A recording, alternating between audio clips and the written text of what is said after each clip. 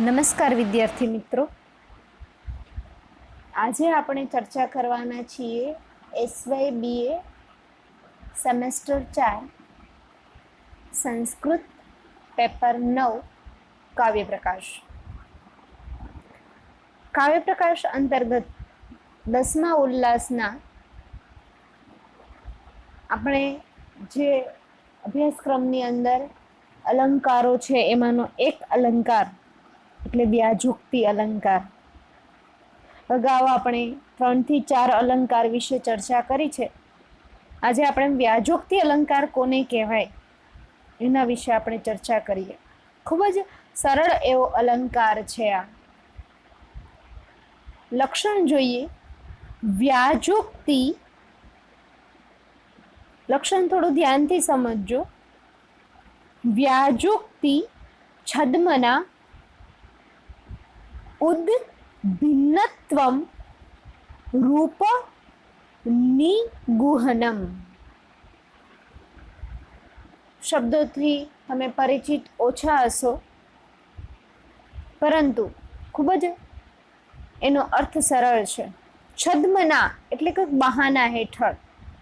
છદ્મ એટલે કપટથી, કોઈ બહાના હેઠળ. છદ્મના, અહીંયા કપટ કરવાની વાત છે. કેવું કપટ? તો કે ઉદ્ભિન્નત્વમ એટલે પ્રકટ થયેલી છુપી વસ્તુને છદ્મના કોઈક બહાના હેઠળ સંતાડવામાં આવે. સ્વરૂપ નિગુહમ એટલે એને એના સ્વરૂપને સંતાડવામાં આવે ત્યારે વ્યાજુક્તિ અલંકાર બને છે. ઉદ્ભિન્નત્વમ કોઈક રીતે સ્પષ્ટ પ્રકટ થઈ જતા, રૂપ નિગુહમ વસ્તુના સાચા સ્વરૂપને છદ્મના કોઈ બહાના હેઠળ સંતાડવામાં આવે ત્યારે વ્યાજુક્તિ અલંકાર બને છે. નહીં સમજાણું હોય મિત્રો, સમજાવું કે ક્યારે વ્યાજુક્તિ અલંકાર બને છે કે કોઈક કારણે પ્રકટ થયેલી વસ્તુના સ્વરૂપની કોઈ બહાના હેઠળ છુપાવવામાં આવે ત્યારે વ્યાજુક્તિ અલંકાર બને. અર્થાત મિત્રો, ઘણી વખત એવું બને કે કોઈ વખત આપણે કંઈક વસ્તુને છુપાવવા ઈચ્છતા હોય, પણ એ છુપું ન રહે, એ પ્રગટ થઈ જાય. તો એ પ્રગટ થયેલી વસ્તુને પણ આપણને ફરીથી છુપાવવું હોય તો એના માટે આપણે જે બહાનું કરીએ ત્યારે જે અલંકાર બને છે એને વ્યાજુક્તિ અલંકાર બને. મિત્રો, કોઈક વસ્તુને છુપાવવામાં આવી હોય અને છતાંય એ ખુલ્લી પડી જાય. બરાબર? આપણે કોઈ વસ્તુને, કોઈ વાતને છુપાવવા માંગતા હોય અને છતાં પણ તે ખુલ્લી પડી જાય ત્યારે તેના સ્વરૂપને, એટલે જે ખુલ્લી પડી ગઈ છે એ સ્વરૂપને કોઈક બહાનું કાઢીને આપણે છુપાવવાનો પ્રયત્ન કરીએ. એક તો કોઈક વસ્તુને છુપાવવામાં જ આવી હોય અને છતાંય એ છુપાવવામાં આવેલી જે વસ્તુ છે એ ખુલ્લી પડી જાય છે આપણી સમક્ષ. હવે એને પાછા એ સ્વરૂપને ઢાંકવા માટે થઈ, એક તો છુપાવેલું હતું એ પ્રગટ થઈ ગયું, અને એ પ્રગટ થયેલી વસ્તુને છુપાવવા માટે થઈ અને આપણે કોઈક બહાનું કાઢી અને ફરીથી આપણે એને છુપાવવાનો પ્રયત્ન કરીએ ત્યારે કયો અલંકાર બને છે? વ્યાજુક્તિ અલંકાર બને છે. આ અલંકારમાં જો ખૂબ ઝીણવટતાપૂર્વક વિચારશો તો એક વસ્તુ તમે અનુભવ કરી શકશો કે આમાં પ્રથમ પહેલેથી જ એક વસ્તુ છુપાવવામાં આવે છે, પણ પાછળથી તે ગમે તે કારણે ખુલ્લી પડી જાય છે. એટલે કોઈક વાતને આપણે પહેલેથી છુપાવી જ છે, એ પાછળથી કોઈક કારણથી શું થાય? ખુલ્લી પડી જાય.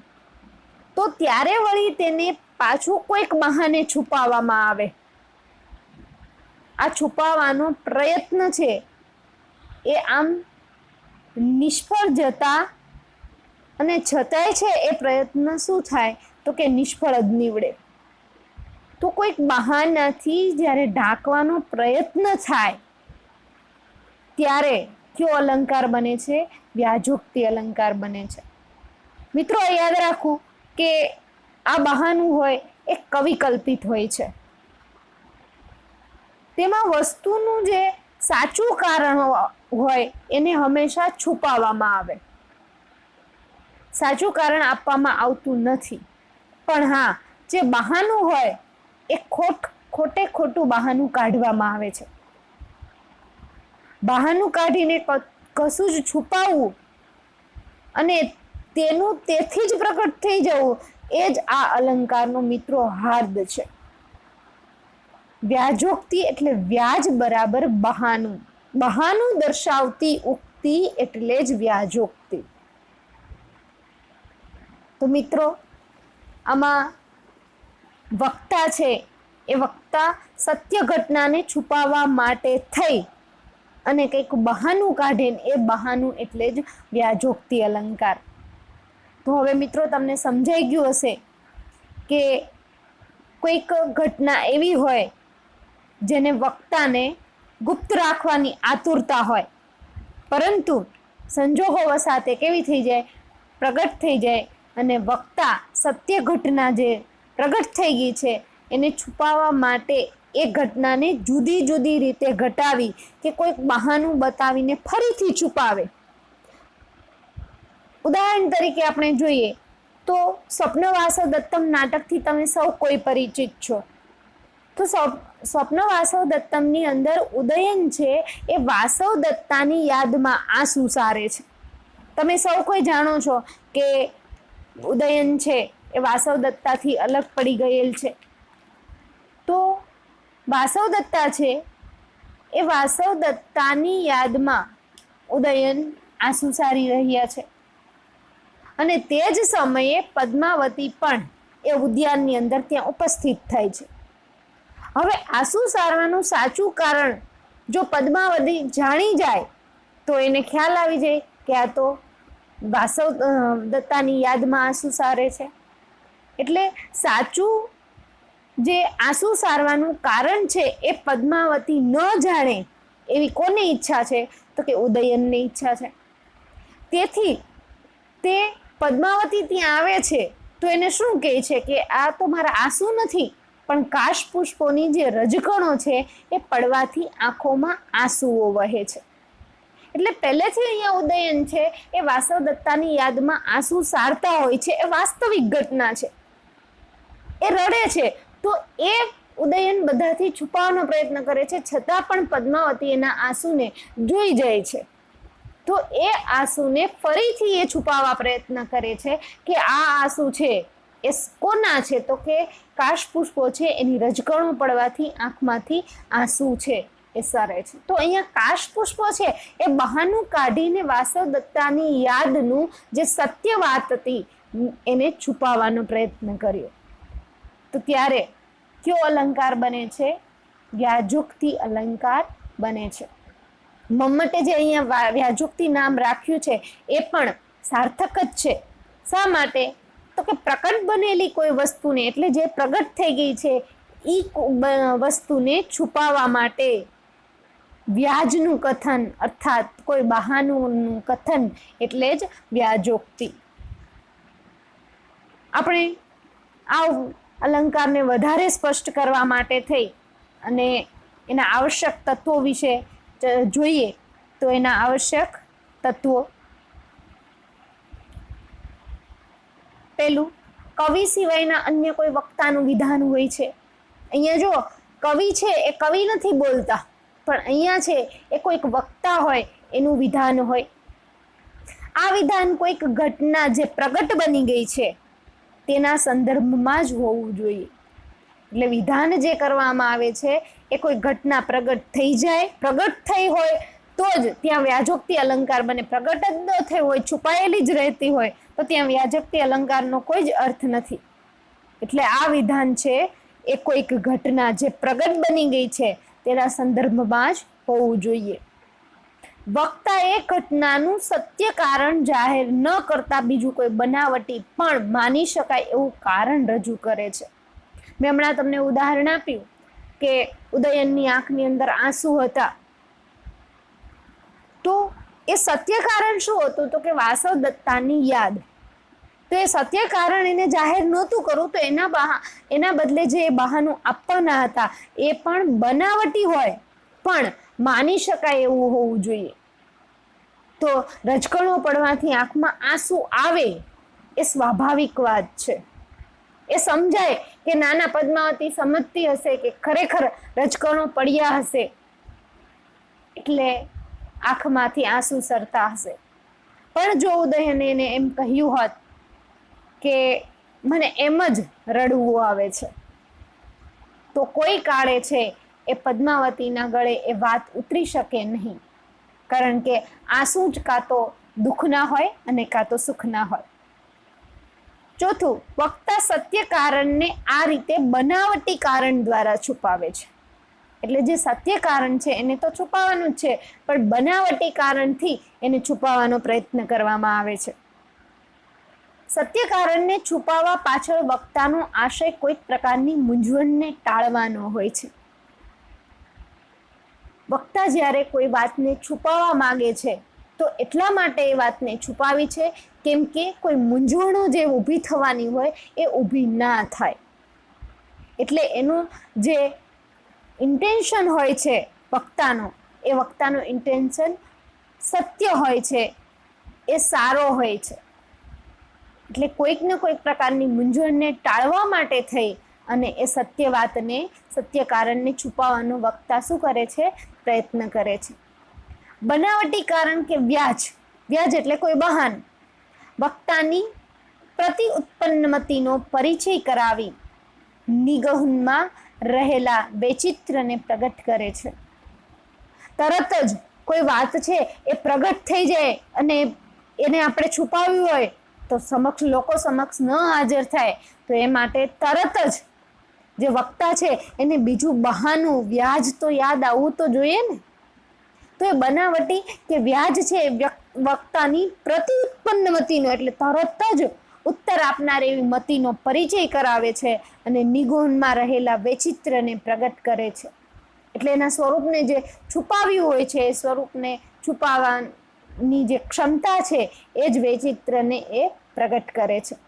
સત્ય કારણ રજૂ થતી નથી, તે પ્રતીયમાન રહે છે. પ્રતીયમાન આનંદવર્ધન, તમે કાવ્યશાસ્ત્રીનું નામ સાંભળેલું છે કે જેમણે ધ્વન્યાલોકની રચના કરી છે.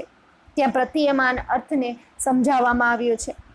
ધ્વનિત રહે છે એટલે સત્ય કારણ છે એ રજૂ નથી થતું પણ પ્રતીયમાન નિગૂઢ રીતે ધ્વનિત રીતે એ કારણ રહેતું હોય છે.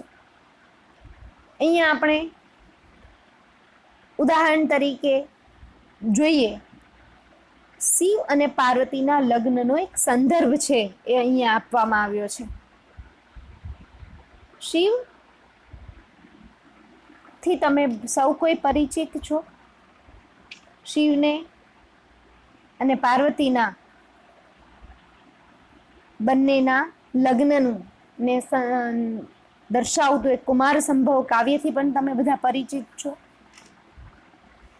તો શિવ અને પાર્વતીના લગ્નનો જે ઉલ્લેખ છે એની અંદર તમને જોવા મળે છે કે શિવ કઈ રીતે સત્ય ઘટનાને છુપાવવા વ્યાજ કરે છે, વ્યાજ અર્થાત બહાનું કરે છે.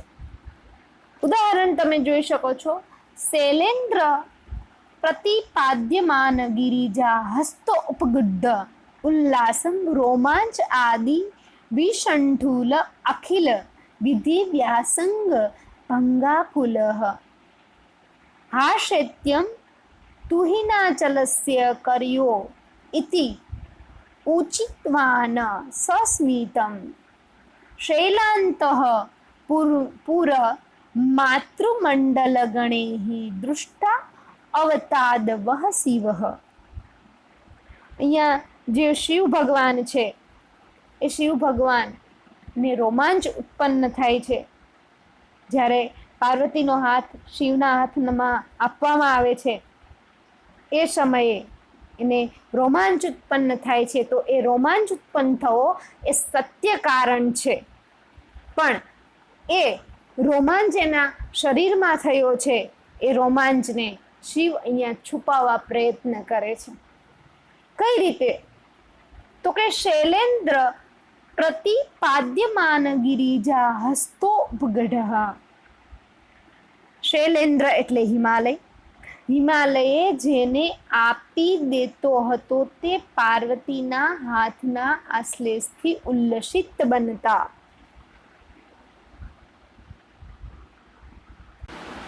અર્થાત હિમાલય વડે સોંપાતા, પ્રતિપાદ્ય હિમાલય વડે સોંપાતા ગિરિજા હસ્ત ઉપગઢ, હિમાલય વડે સોંપાતા પાર્વતીના હાથના સ્પર્શથી પ્રગટ થયેલા, શું પ્રગટ થયેલું છે? રોમાંચ, ઉલ્લાસ, રોમાંચ વગેરેથી અસ્વસ્થ અને આદિ વિશુંઠલ અખિલ વિધિ વ્યાસંગ ભંગાકુલ, સમગ્ર વિધિ પ્રત્યેના પોતાના વ્યાસંગના ભયથી આકુલ. અર્થાત જે રોમાંચ આદિથી અસ્વસ્થ બનેલો અને સર્વલગ્ન વિધિમાં વ્યાસંગ એવી પોતાના એકાગ્રતાના ભંગથી વ્યાકુળ બનેલા એ શિવ છે. હા શૈત્યમ તુહિનાચલસ્ય કર્યો ઇતિ ઊંચીવાન સસ્મિતમ. શૈલાંતપુરમ માતૃમંડલ ગણૈઃ દૃષ્ટા અવતાદવ શિવઃ. ઓહો, હિમાલયના હાથથી કેવી ઠંડક, અર્થાત હિમાલયના હાથની શીતળતા. એમ બોલ્યા તે હિમાલયના અંતઃપુરની વૃદ્ધ સ્ત્રીઓ વડે સ્મિતપૂર્વક જોવાતા શિવ તમારું કલ્યાણ કરો. જરા ટ્રાન્સલેશન એક વખત જો કે હિમાલય જેને આપી દેતો હતો તે પાર્વતીના હાથના આશ્લેષથી ઉલ્લસિત બનતા. અર્થાત હિમાલય છે એ પાર્વતીના હાથને કોના હાથમાં આપે છે? તો કે શિવના હાથમાં. તો પાર્વતીના હાથના આશ્લેષથી ઉલ્લસિત બનતા એટલે જ્યારે હિમાલય છે એ પોતે શિવના હાથમાં જ્યારે પાર્વતીનો હાથ આપે છે ત્યારે એ ઉલ્લસિત થાય છે અને રોમાંચ આદિથી અસ્વસ્થ બનેલ. એટલે જ્યારે હિમાલય છે એ પાર્વતીના હાથને જ્યારે શિવના હાથમાં આપે છે ત્યારે શિવને ના શરીરમાં રોમે રોમમાં રોમાંચ ઉત્પન્ન થાય છે અને અસ્વસ્થ બને છે. તથા સર્વલગ્ન વિધિમાં વ્યાસંગ એવી એકાગ્રતાના ભંગથી વ્યાકુળ બનેલા. સમગ્ર આખી લગ્ન વિધિ થાય છે એ દરમિયાન એમની એકાગ્રતા છે એ ભંગ થાય છે. શા માટે? તો કે એમના શરીરની અંદર રોમાંચ ઉત્પન્ન થયેલો છે. તો અહીંયા એ રોમાંચ ઉત્પન્ન થયો એ સત્ય ઘટના છે, પણ એ રોમાંચ કોના કારણે ઉત્પન્ન થયો? તો કે શિવ છે એના હાથમાં જ્યારે પાર્વતીનો હાથ આપવામાં આવે છે માટે. પરંતુ બાકીના 2 ચરણની અંદર જે શિવ છે એ શિવ બહાનું કાઢશે કે આ રોમાંચ પાર્વતીના જે હાથ છે મારા હાથમાં આપ્યા છે એટલે રોમાંચ ઉત્પન્ન નથી થયો, પરંતુ અહો હિમાલયના હાથની કેવી ઠંડક, અહો હિમાલયના હાથની કેવી ઠંડક. એટલે એ કહેવા એવું માગે છે કે હિમાલયે તમારા હાથ છે એ મારા હાથમાં આપે એટલે હિમાલયના કારણે ઠંડક લાગી અને ઠંડકના કારણે મારા શરીરની અંદર રોમાંચ ઉત્પન્ન થયો છે. એમ બોલતા અને હિમાલયની રાણીઓ તેમજ માતૃમંડળથી સ્મસ્મિત જોવાતા. જ્યારે શિવના શરીરમાં રોમાંચ ઉત્પન્ન થાય છે એ સમયે હિમાલયની રાણીઓ અને ત્યાં માતૃમંડળ છે એને સ્મસ્મિત જોવે છે એવા શિવ છે એ તમારું કલ્યાણ કરો. તો તમે મિત્રો અહીંયા જોઈ શકો છો કે હિમાલય છે એ કન્યાદાન સમયે પાર્વતીનો હાથ શિવના હાથમાં મૂકે છે. પાર્વતીના હાથનો સ્પર્શ થતાં જ શિવ છે એના અંગે અંગની અંદર રોમાંચ ઉત્પન્ન થાય છે અને એ પોતાની રોમાંચિત અવસ્થા છે એ પ્રગટ થઈ જાય છે. એટલે પ્રગટ થયેલી વસ્તુને કોઈ બહાના હેઠળ જ્યારે છુપાવવામાં આવે ત્યારે વ્યાજોક્તિ અલંકાર બને છે. એટલે રોમાંચિત અવસ્થા પ્રગટ થઈ ગઈ એવું શિવને લાગ્યું કે મારી રોમાંચિત અવસ્થા છે એ પ્રગટ થઈ ગઈ છે, બધા જુએ છે. તો એવી પ્રતીતિ થતા શિવ તરત જ શિવ છે એને છુપાવવા કહે છે કે અરે રે, હિમાલયના હાથ તો કેટલા ઠંડા, હિમાલયના શીતલ હાથો પણ રોમાંચિત કરવાની ક્ષમતા ધરાવે જ છે. એટલે શિવનું આ વ્યાજ કે બહાનું, તેમની જે પ્રેમની વિક્રિયા, જે પાર્વતી પ્રત્યેનો પ્રેમ હતો એની વિક્રિયાને છુપાવવા સમર્થ છે. એટલે હિમાલય છે એ પણ રોમાંચિત ઉત્પન્ન કરી શકે. તો અહીંયા જે શિવે બહાનું કાઢ્યું છે એ બહાનું પણ એ કવિકલ્પિત છે, પણ એ બહાનું યોગ્ય બહાનું છે. તો તમે જોઈ શકો છો મિત્રો કે જ્યારે કોઈ પણ વાતને આપણે છુપાવવા ઈચ્છતા હોય અને એ પ્રગટ થઈ જાય, તો એ પ્રગટ થયેલી વસ્તુને ફરી છુપાવવા માટે આપણે જ્યારે બહાનું કરીએ છીએ ત્યારે કયો અલંકાર બને છે? વ્યાજોક્તિ અલંકાર બને છે. નેક્સ્ટ વિડીયોની અંદર આપણે નેક્સ્ટ અલંકાર વિશે ચર્ચા કરશું. અસ્તુ.